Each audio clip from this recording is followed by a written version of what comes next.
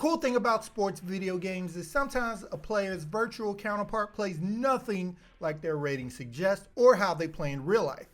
Guys with average ratings become unstoppable, while highly rated stars make you remember why they're stars or become useless. So today, we're breaking down our top 10 most overpowered players to play with in College Football 26. I'm Chris from Sports Gamers Online, and alright, let's get it. To start off the list, coming in at number 10 is Barian Brown. Like another player later on this list, Brown realized how nasty he was in College Football 25 and took his talents elsewhere. Now, this is a dude I highlighted last year, and he had the nerve to go to one of the better programs in the nation. I'm sure he burned many players last year who were wondering why their opponent picked Kentucky until you just got burned for your first 70-yard touchdown. It's wild that in real life he only had 361 yards, but he can drop that in one game on you. Especially now that he's teamed up with one of the best quarterbacks in the whole game. Brown has 99 speed and 98 acceleration to pair with shifty and takeoff abilities, forcing you to protect against the deep ball, and even then, like I said, it doesn't matter. Now for my personal favorite at number 9, Isaac Brown. Now this guy feels way underrated in game because of the team he's on. Let's be real.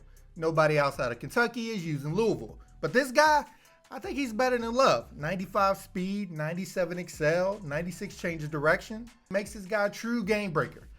Louisville doesn't have the best offense outside of him, and the second best player I would probably say is his backup, but he's so dangerous he just makes it work. Give him a healthy diet of outside runs and catches in space and watch the plays he makes.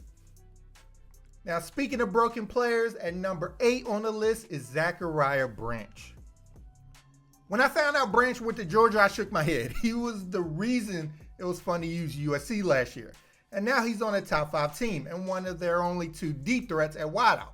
So you're gonna know his name. He's another one that didn't put up the craziest stats last year, but at an 88 overall, he's straight nasty in this game.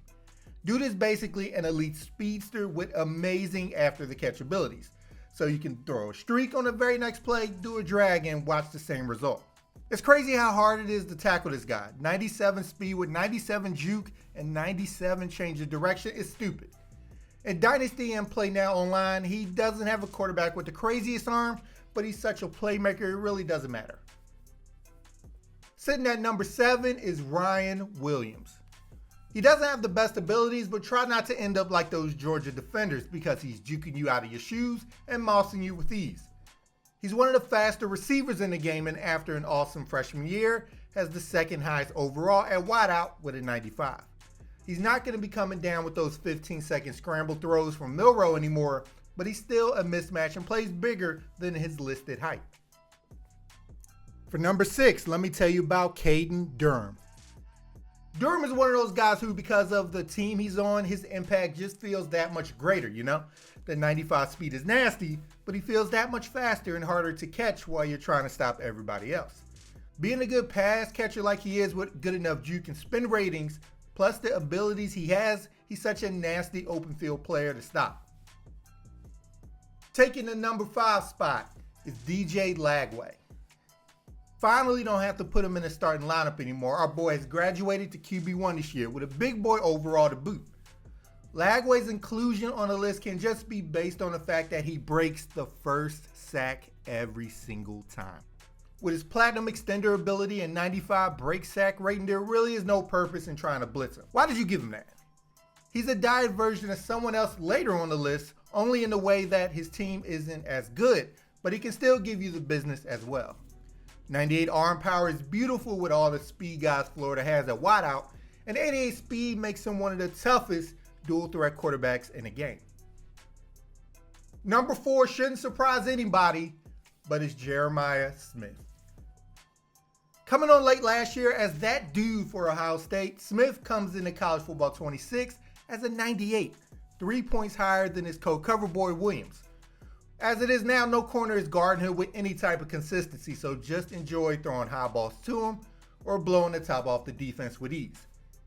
His elite route running also allows him to beat you in any way possible across the middle as well. There's no reason Smith shouldn't have 5 catches by the end of the first every game. Coming in at number 3 spot, we have Nicholas Singleton. Now, a lot went into Singleton's inclusion on the list. Penn State's glitchy playbook makes him look like Bo Jackson in Tecmo Bowl. And on top of that, his actual ratings. Have you seen this dude? 94 speed with 88 trucking, 90 stiff arm, 87 spin move, and 90 juke. He literally can do it all. And then you have all the wild plays Penn State can run, which makes him a player that gives you no outs for stopping him consistently. He was the first player that showed me the power of the stiff arm in this year's game, and I hate him for it. At number 2, and it's a big surprise, Nick Harbor. I'm salty because this dude is not like that in real life, and after proving he wasn't, the next year he's still super nasty. It's crazy. Being 6'5", strong and fast, Randy Moss and Teal combined for no reason, you're just going to be nasty in the game. 99 speed, 79 strength, 97 excel. Oh, we'll give him 76 break tackle, 98 jump, and 92 spec catch. So it's like even though he can't run routes, he can run straight, and if he somehow doesn't outrun you, he can catch over you and has the nerve to have goal takeoff on top of it. The one play you forget he's on the field, he'll have an 80-yard bomb before you blink. People who pick South Carolina basically start seeing deep balls to Harbor on the loading screen, and I don't blame them. And taking the top spot on our top 10 most overpowered players in college football 26 is LaNorris Sellers.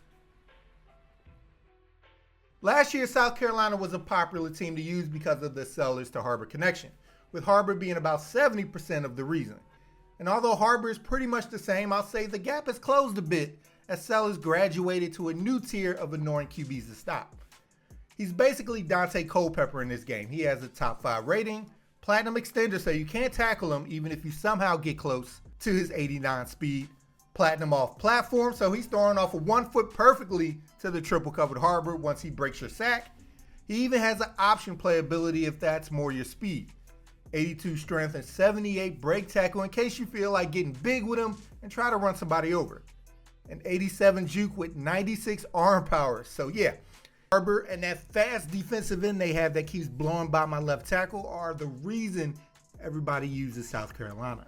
It makes sense why LaNorris Sellers sits atop Sports Gamers Online top 10 most overpowered players in college football 26. Sorry, Sports Gamers, do you agree with the list? And if not, name a player you feel is way more juiced in his rating or real life impact dictates. I'm interested in your answers. And if you like the content we provide, make sure to subscribe to Sports Gamers Online for more college football 26 content. And once you're with us, hit that bell icon at the bottom so you don't miss anything we put out. All right, people, I'm Chris. Thank you all for watching, and be good, y'all.